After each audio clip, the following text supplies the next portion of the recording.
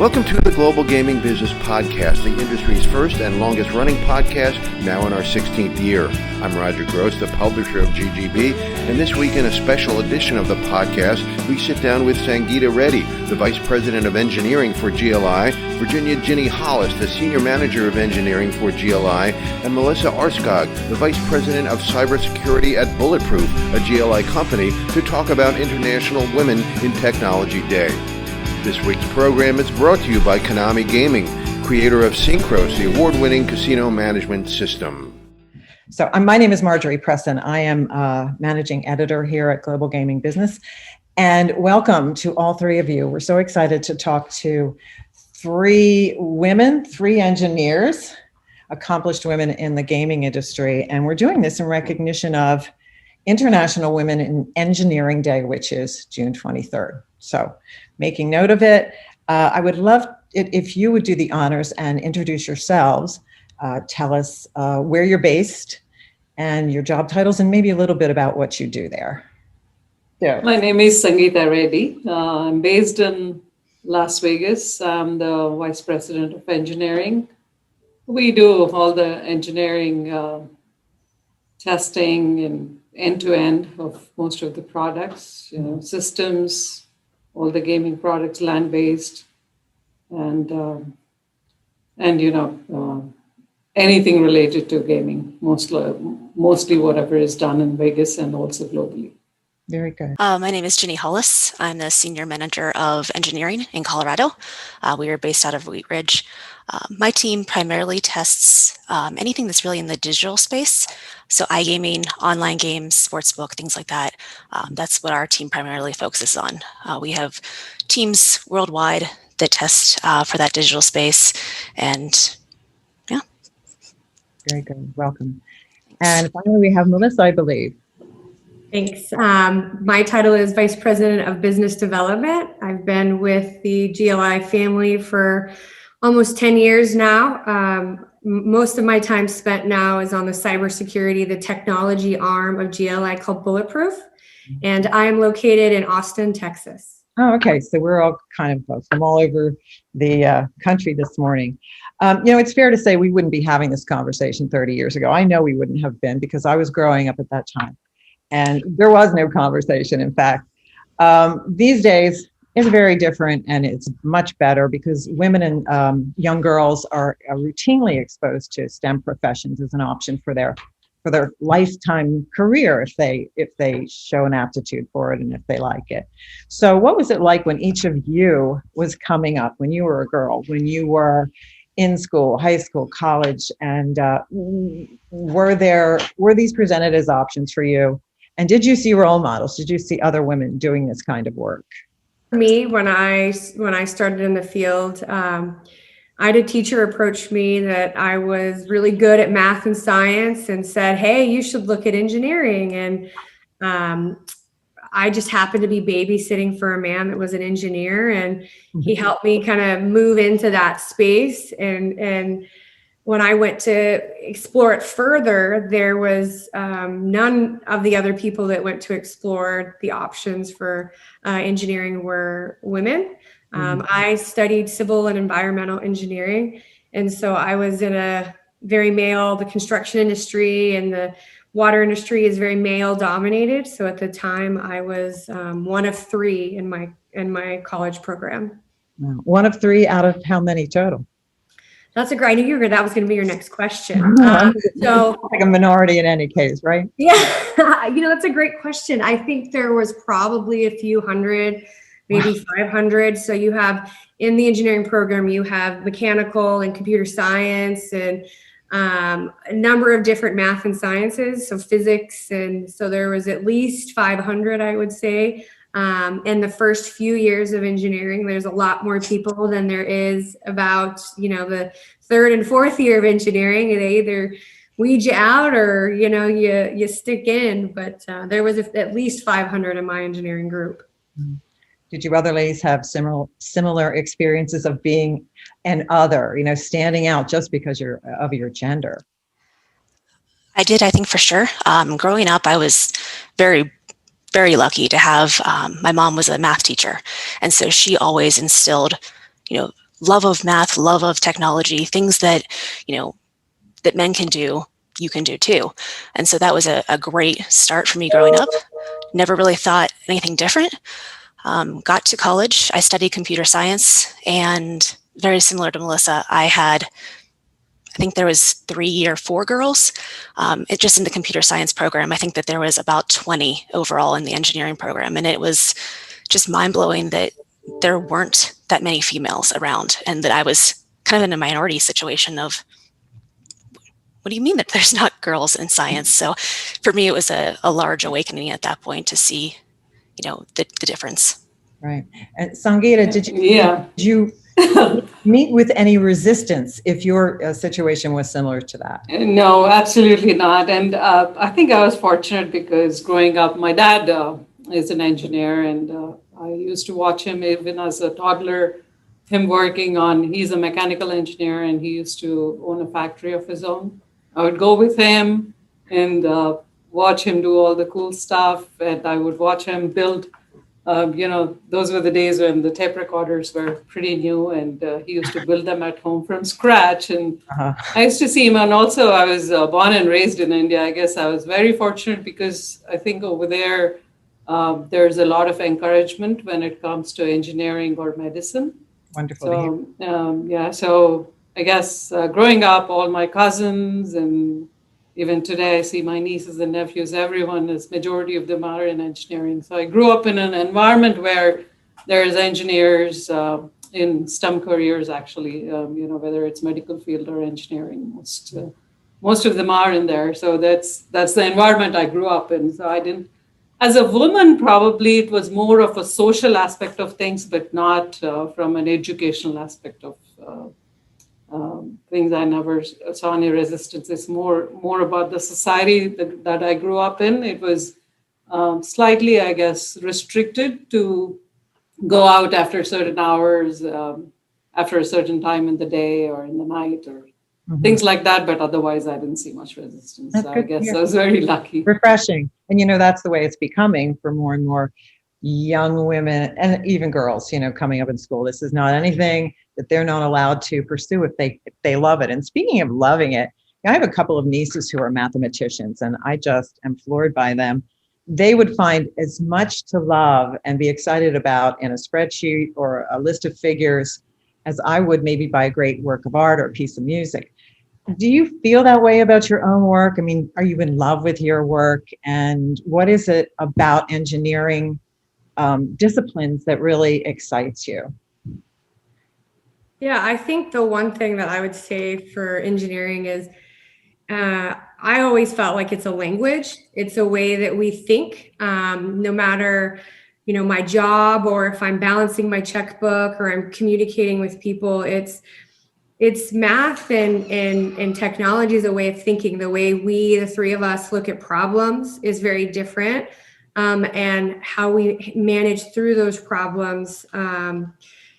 When you're trained from an engineering standpoint, a lot of times we're not always, but less emotional. Sometimes we're more engineering logic based. For me, I had 3 people I mentioned in my women, and I was the president of Society of Women Engineers. Well, there was 7 positions to sit on that board, and I only had 2 other women in the group. So I convinced some of my men that I went to classes with to be, a vice president of the Society of Women Engineers. And people thought it was nuts. And they're like, isn't it a women's group? I go, yeah, but I guess it's a man's group too, because there's not enough women. That's very egalitarian of you. I guess that should work both ways, right? And listen, might have given those men a great perspective on what women engineers face. Women, lives change based on just the gender that we are, right? Our lives evolve as, we grow. And the great thing about that for women is we have multiple perspectives of our life. Like we can pause and relook at our life, and, getting married or having children, we can stop that field and start it again. And, is there a ceiling? I would say absolutely not. There's not a ceiling for any of us, man or women or gender. I think it's really how you think about where you are. I know since I've been at GLI, my positions changed multiple times. And I think that it's all the way that we look at what happens to us. And some women might say, I've been in this senior position. I'm ready to take it back for a little bit and spend time with my kids and maybe scale it up. And that's okay, right? I think that's the beautiful thing about being. Yeah, totally agree with you both, right? So it's, it has changed a lot, definitely. I've not seen a limitation, because of whether you're a male or a female, but it's primarily, I think majority of the time it's in our own head, because we think we don't belong there. And for people, the term engineering means it's a man's world. Right. Right. But it's the brain power is just the same for whether it's a man or a woman, right? So it's everyone has to study very similarly and gain the skills very similarly. But I think it's women, if they really wanted to, they're multitaskers, just like what Melissa said. Women can do whatever they want to do, and especially in this day and age, we have so many resources available. Back in the day, unfortunately, when we were all growing up, we didn't have as many resources. But I guess now, everyone should be encouraged and not limit themselves by thinking they are women and they cannot do things. So, right. I think that's the critical piece, is to recognize and address the gender gaps and recognize that there are those limitations that either women place on themselves or that they feel the society has placed on them, and really help pursue those STEM careers and stop the perpetuation of the standard of engineering is a male-dominated industry, and that whether it's something that you've placed in your head or not, there is no limit for girls. There's nothing that we can't do that men can do. I think that's really great that you said that, Jenny. And speaking to that point, do you see yourselves as standard bearers, or, do you feel the responsibility of being mentors and role models for the young women and then the girls who are going to follow behind you and hopefully, be in your footsteps and live in your profession and become as accomplished as you all have? Absolutely. Definitely. Yeah. Growing up, I had the opportunity to speak at one of my mom's schools and talk about pursuing a STEM career and talking with them about, girls can be in STEM careers, they can be successful, and just the jaw-dropping nature of some of these girls that didn't understand that could be a career for them, and seeing somebody, a woman speak in front of them and say, you can do this, you can actually be successful, you can really put everything in your brain to good use. It was fascinating to see, and I think that's extremely important for us to be role models. The Las Vegas Strip has its first new mega resort in over a decade, and it's opened with Konami Synchros at the core, powering operations across the integrated resort in real time. In addition to being the exclusive gaming system management partner of Resorts World Las Vegas, Konami serves over 400 gaming venues worldwide, everything from large destination properties to cruise ships to local casino stops and entire multi-property portfolios. Visit KonamiGaming.com/systems for more information.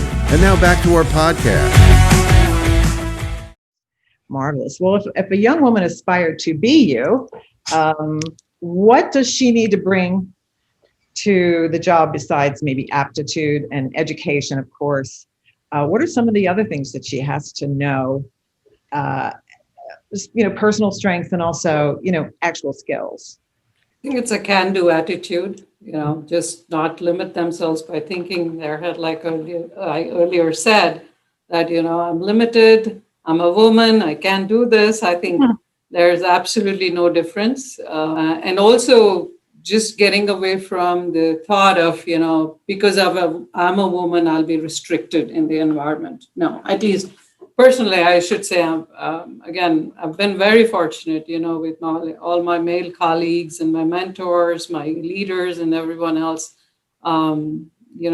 It's just for us sometimes to eliminate that barrier and have an open mind. And as women, we should just, reach out, be bold, and I think that can-do attitude has to be there. Certainly. I wanted to ask you a question about the skills themselves. Like, we tend to put these things in boxes. Over here is your creative, artsy kid, and over here is your, math whiz, or your techie, or the brainiac with the, little pocket protector and all the rest of it. And we don't think of those things as intersecting. Do you feel otherwise? I mean, you're in an industry that creates entertainment, so you may be in the back end and the technical side, but there must be a lot of a creative element to that. Would you agree, or am I wrong on that? I think it's interesting when you say that. I just had this flash of a memory. My first day of engineering school, I guess you would classify me as girly. I guess I'd be one of the people that's girly. And I remember showing up to, my 101 class as a freshman, and all the boys looked at me and they're like, "Are you here for home ec? Are you lost? You're in the engineering thing." And I remember thinking at that point, I could either take this as an advantage, or I could kind of just sit in my chair and go with the flow. But to your point, I think the one thing that, I would say with that is how you react to what's happening around you. I think I could have been affected either direction, and I took the opposite approach. I wasn't as, I didn't have, like Ginny and Sangeeta, I didn't have mentors or people to ask questions, or these situations happened, what should I do? I was, as Sangeeta said, I was bold, and I got involved in, programs. Then I was much more introverted than I am now. And, I wasn't as bold. I didn't, seek the mentors that I could have. And since then I've been a mentor now for 20 years, 20 years now. This year, I've been mentoring young girls in engineering to build their self-esteem and their confidence to be bold, because that's a skill, that you develop and you have. And if, you weren't around parents that taught you that, to be bold or to ask questions, I sat in the back and I was scared. I'm like, all these boys are giving me a hard time. And I thought, I just had jeans on and I thought I was just being a girl, and apparently I was girly. And so I think, to your point and Sangeeta's point, I think it's, the girls now have a different challenge than we did. And they have an opportunity, and they could go the other direction, right? And it could, I think it's being mindful and aware of where you are, and, how you can add value to man or woman, and the gender discussion as well. I think at the time, I just treated them like other people and built relationships with my fellow students. Right. So it probably was a little bit of a longer process than you would have anticipated. Yeah, and also I think creating innovative ways to explain what the roles are like, what the jobs are like, what the skills should look like. And it's just not technical talent. Sometimes it's all about being bold, to Melissa's point. I was there too, because coming from a country where, women are like told, not from the educational perspective, but at least from a behavioral aspect of things, we were always told, because you're a girl, you have to be a wife, you have to be a daughter, you have to be a daughter-in-law, and, but for those are your first most important things, and then comes your career. And then we were always told not to talk a lot, just to be very quiet, and, but as you start working and realize what's the most important thing, as a career woman, and how you can make progress. You just have to learn how to build that confidence. That has to come from within. But we as women can always encourage people it could be through stories, it could be through, creating some simple examples so they can understand exactly what they are meant to do. And it's not hard. There's most of anything. I'm sure we all, first day when we went to kindergarten to learn alphabets, we were all scared, right? Even at that point, any human being, any individual. But when we learned the technique of how to write alphabets and what they mean, then it becomes easier and easier. And then how we progress learning words and reading books and whatnot, right? It's very similar, but how do we become very creative like that, like kindergartner teachers, to help women? Mhm.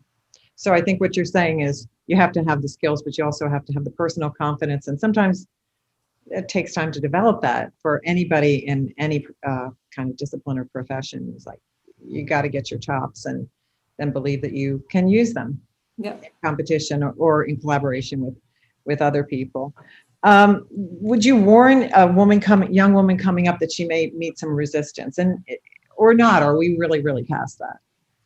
I think that's a good question. I think all of us, no matter are going to come up with resistance in life, no matter, where none of us are safe and secure from anything that happens to us in our life. And I think there's going to be resistance, and there's going to be areas of your life that are going to be tough. Seasons are going to happen. And I think, the takeaway is always, you get to a place and then you can see a little farther, and you get to your next spot and you see a little farther. And I think it's a matter of, we've said it more than once on this call, it's attitude. It's, I had to go get my confidence from sports. I was a college athlete, and I used sports and engineering, and those two helped me as a freshman build confidence. And it was the men that helped me with my confidence to deal with men. And which sounds bizarre. And then before long, it's, then they couldn't keep me quiet.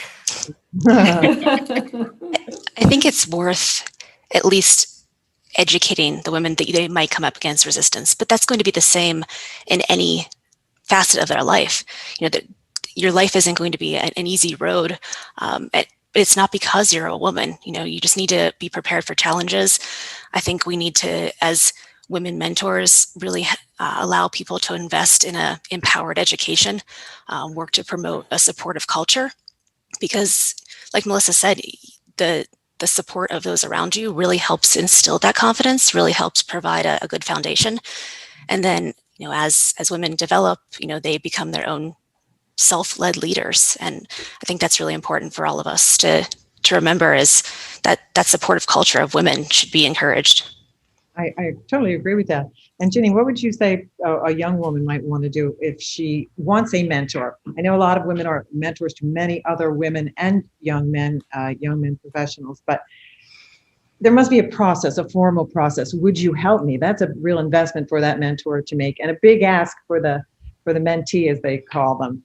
Is there a protocol about it? I think it's just reaching out and asking. I don't think there's ever a formal or the right way to do it.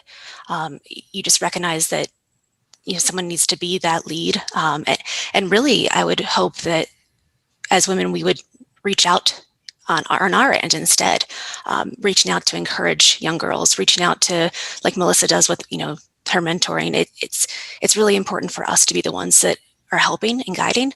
But any woman that needs support, like reach out. I mean, it's a hard ask, I think, the first time you do it, to ask for help and ask for support.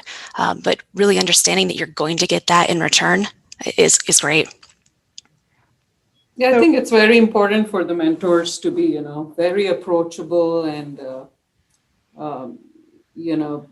speak in simple terms, being very down to earth, because when people reach out to the mentors, they're always nervous, right? So how do we eliminate that barrier? How do we make it simple?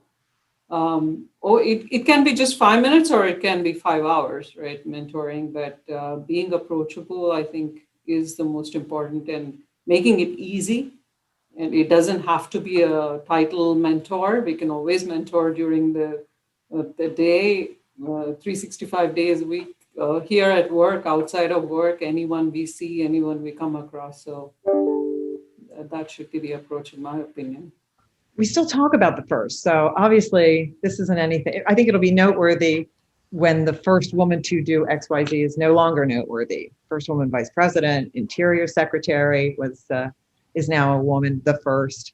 Here in Atlantic City and in other markets that we've seen first women casino presidents. But do you think that pretty much the stage has been set. So these things are no longer extraordinary, and they're no longer going to make a headline. Yes, she is the first woman. That's not the whole story. The more we say that ground is set, that's when I think people become more resistant towards it. I think, there is still resistance. My own daughter, right? I think I used to talk to her since she was a child, and still when she reached the college age, she was like very resistant to do engineering or go on the technology side. So I guess there has to be some sort of awareness starting from the school age, where in schools, everywhere else, I guess, they have to get some exposure to, and not speak about because you're a woman or whatnot, but at least tell them these are the careers available, and not raise that topic many times that because you're a woman, you need to pay attention to this. I think that's when the light bulb goes off. Oh, I'm a woman, so does it mean that this is something different? That's Rather, just let it be, just let it be like, this is an opportunity for anyone and everyone out there. Right. I think that's the goal. I think that the goal of all these kind of formal programs to do this for young girls, for example, in school. And I'm glad you made that point, Sangeeta. I'm going to mention in closing, I just read a book about Hedy Lamarr, and you may know where I'm going with this. She was a glamour girl of Hollywood in the 1930s and 40s. She also was an inventor who created an early version of Wi-Fi during World War II called spread spectrum radio. Hedy Lamarr is remembered as, a femme fatale of the movies, of the golden age of cinema. And yet I just discovered that she created a sort of a fledgling internet to help the war effort. So, think of all the unsung engineering in the past, and that's way past. And the ones who preceded you, who set the stage for you to go on. And now you're kind of,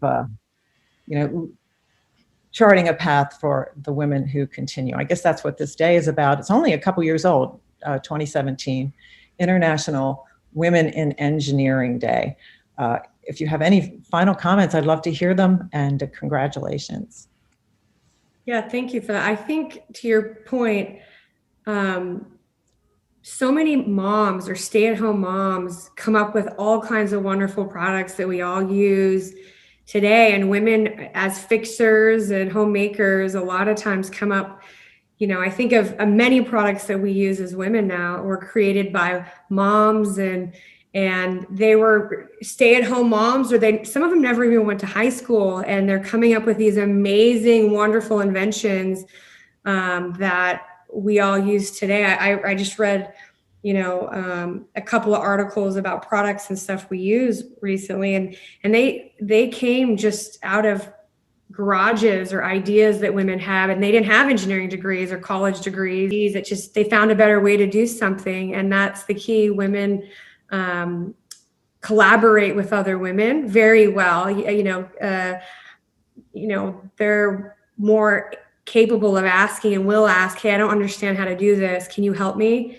And a lot of times, as much as I love men, they're not always the best at saying, I can't figure this out. So I think that's the difference with the women, is we're more able to say, yep, I don't understand this. I need to figure it out. And so to your point, I love that has many faces, and all of us do as people have many personalities and many faces that we are, and they change throughout our lifetime. And so I think that's the key with my closing thought is just be comfortable with who you are in the process. We're all changing. We're all doing our very best. And I know that, I've had challenges with men in engineering, and it had nothing to do with me personally. It was more them and their insecurity, that I was there getting good grades, and I was there, wearing red lipstick, and they weren't quite sure how to take me. Got it. Very well said, Melissa. Engineering is not about just building machines, right? So I think majority of the time people may think it's all about building airplanes or building machines. It could mean multiple different things, and it's all about innovation. That's a great opportunity to be able to build something, right? So at every level, our predecessors have set great examples, and I guess hopefully we will, through this video and also through this audio, and maybe through other means, we might be able to help a few more women get into engineering. Right. You know, and they may be the next great invention that's going to benefit all of us. And Jenny, anything that you would like to say in conclusion? I think it's just great that, so many of us have had such positive role models that are females that we can look up to. And hopefully, this type of day just encourages more women to get involved, encourages more girls to grow up and have high aspirations, whether it's a STEM career or something else, just being successful. And hopefully this, kind of medium allows us to take some small part in participating and being those role models. Thank you. Thanks for joining us for the podcast. Hope I get a chance to meet you in person soon. Hope you enjoyed this week's podcast brought to you by Konami Gaming. Visit konamigaming.com/systems for more about synchros. To learn more about women in technology and the gaming industry, visit ggbmagazine.com. To get all the news of the gaming industry, particularly of the recovery from the pandemic, including daily updates, subscribe for free at ggbnews.com by using the code GGB180. Don't miss a single episode of the podcast. Subscribe on iTunes and Spotify today. So we'll see you next time on the GGB Podcast.